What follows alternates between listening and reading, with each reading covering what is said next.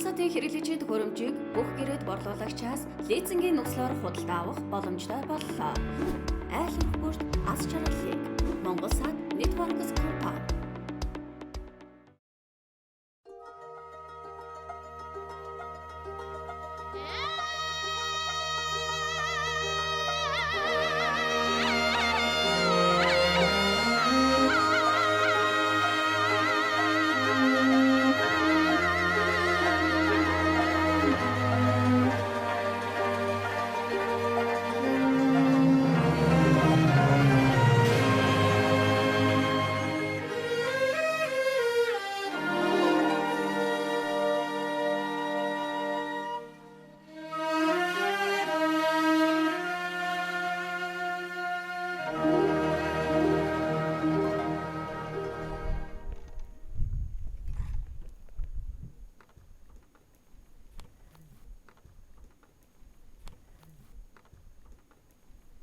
Сайн байна уу? Сайн байна уу? Сайхан үлж байна. Сайхан үлдэж гин үү? Сайхан. За эзэн үлж байна дөө. Үлжээд удаагүй байна да.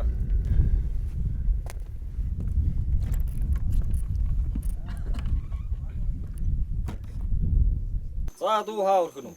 Олдохгүй. Сумын дуу орд юм гэж. За зүг үү? Зүг. Мантин телевизээр авах юм гэж. Зүг. Энэ Монгол Сат гээд манайх аваад нэлээд удаж байгаа шүү дээ. Их зүгээр юм байлээ. Сарын суур хурамжгүй. Нэг авцсан байхад тэгээд дахиж сунгаж барьдгүй. Тэгээд цас бороо тэр салхи шуурга муурганд тасалтан гэх юм байхгүй. Антимантин нэг жижиг хөвтэйхэн. Энд чи их зүгээр идэв тийм ээ. Сунгаж монгохгүйсэн дахин төв ороод очоо. Тийм дахин дашин өдөөний бид нар шиг гавцсууд тэгээд хүмүүс яриад байсан. Тэгээд би бас танахыг Монгол Сааттай ихээр зүг танаар асуусан. Энэ одоо тэгээд сумын төвөөс авчих юм. Тийм сумын төв дээр гэрээд борлуулагчтай юм лээ. Тийм.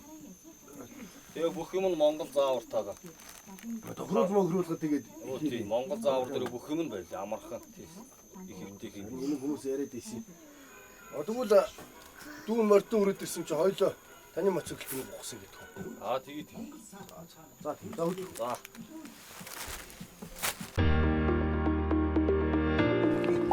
Монгол Сат Networks компани орон нутгийн бизнес эрхлэгчтэйг гэрээд борлуулагчаар хамтран ажиллахыг үрж байна. Айл өргөөрт аз жаргалыг Монгол Сат Networks.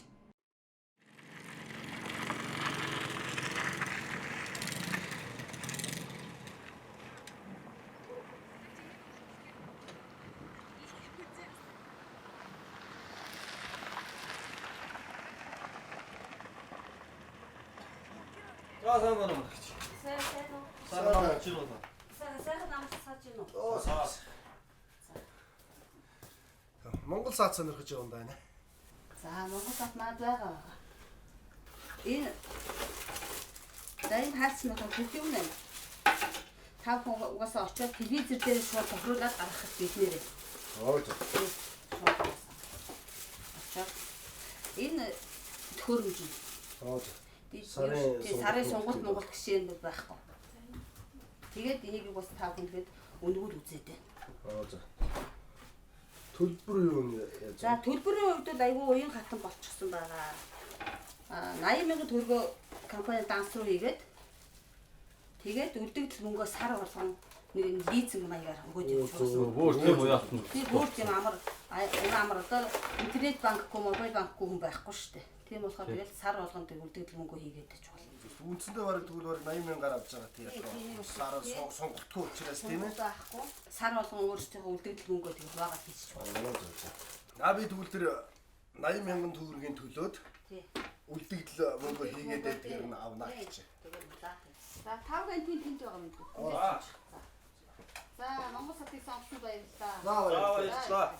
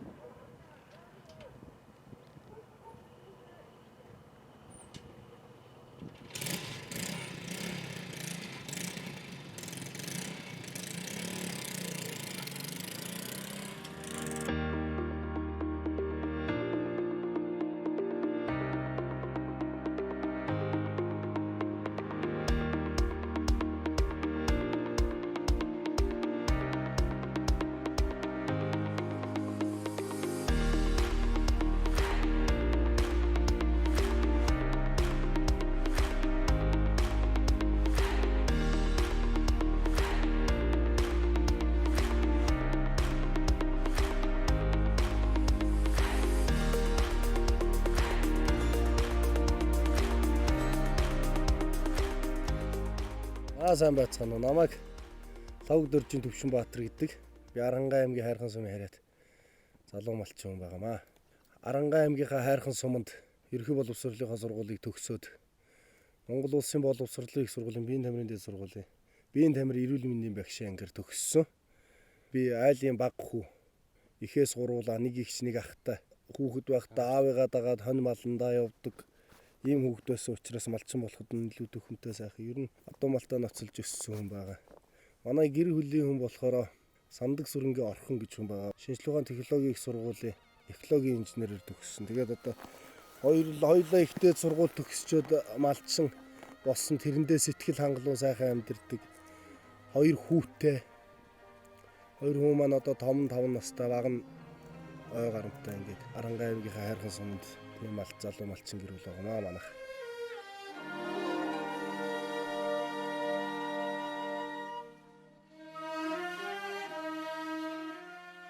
Сайхан малаа харахыг хажуугаар үндэснийхөө бас өв соёл болох Монгол үндэсний хоо бөхөр сайхан барилдаж бэлтгэлээ хийгээд аймгийнхаа бүхэлдэх төвжөөнийхөө одоо ондоо багш Жамбал Арслан тэргүүтээ ингээ багш нарын удирдлагын дор бэлтгэл хийгээд сумын зан цол хүртсэн.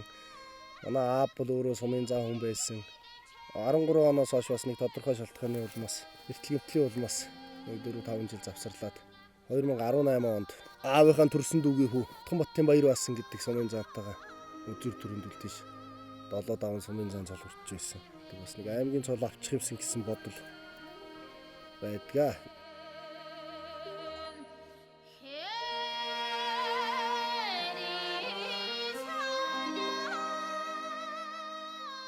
Миний малчин болох шалтгаан болохоор манай өвөө аав өвөөгийн аав гэд бид нар бол одоо удам дагсан малчин улсууд.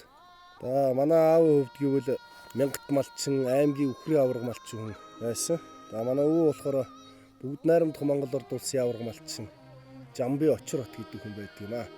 Манай одоо өвөөгийн үр хөвгдүүдээс нь нийлсэн одоо 10 гаруй мянгат аймгийн сайн малчин, ач зээнэр нь ороод аймгийн сайн малчин сайхан олон улсууд байдаг. Би одоо өвөөгийнхөө бүгд найрамдах Монгол Орд улсын баатар болж исэн, авраг болж исэн. Бууцсан дээр нь нутгалдаг.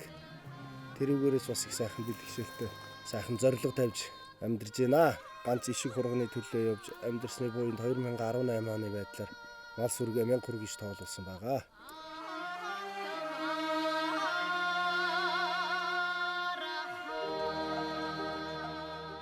Манай эхнэрийн ах бол бас сайхан Хайрхан суманд үлгэр дууруулсан аймгийн алдарт уяач, аймгийн сайн малчин, мал ухааны профессор Бих болд гэж хүн байна. Түүний дүү одоо Бат Дэлгэргээд аймгийн сайн малчин, манай аавын дүү аймгийн сайн малчин Баяр сайхан ингээл Дорд Сумбаа гэл мянгатууд.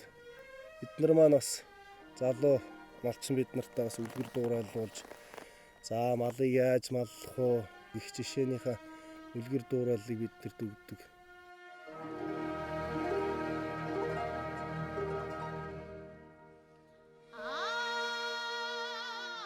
Ер нь малчин бидний нэг жилдээ авдаг ганц сайхан том урам зориг цалин маань одоо төл байдаг.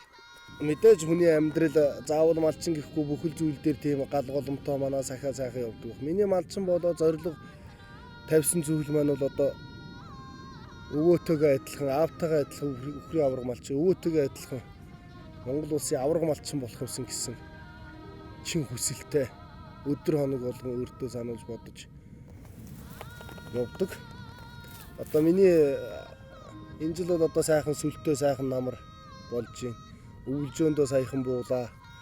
За манай өвлжөөнд бол одоо манай өвөө Очрот гэдэг хүн бол Монгол улсын авраг малчин цолыг хүртэж байсан. Тэрүүгээрээ ч одоо залуу хүн би урамш одоо энэ өвлжөө бууцсан дээр ахаад нэг бас Монгол улсын авраг малчин гэдэг сайхан хүндтэй цолыг хүртэх юмсан гэж мөрөөдөж тэрнийхээ төлөө зоригтой тэмцэж одоо их нэртэйгээ хоёлоо хүртэж амьдэрдэг да.